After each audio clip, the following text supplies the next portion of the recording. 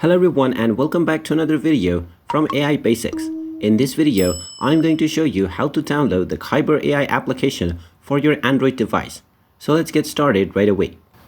First of all, open up the Google Play Store on your device and then tap on the search box and then type in Kaiber AI and start the search.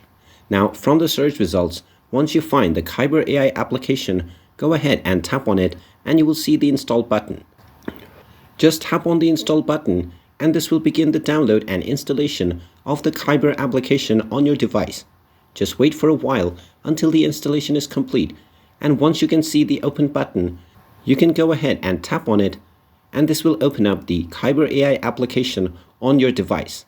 Now you can directly start with signing up or logging into your account and start using the Kaiber AI application right from your smartphone. And there you have it. That is how easy it is to download and install the Kaiber AI application on your smartphone. If you find this video helpful, make sure you hit that like button and subscribe to our channel if you haven't done so already. Also ring that notification bell to never miss another update from us. Thank you for watching and I will see you again in the next video.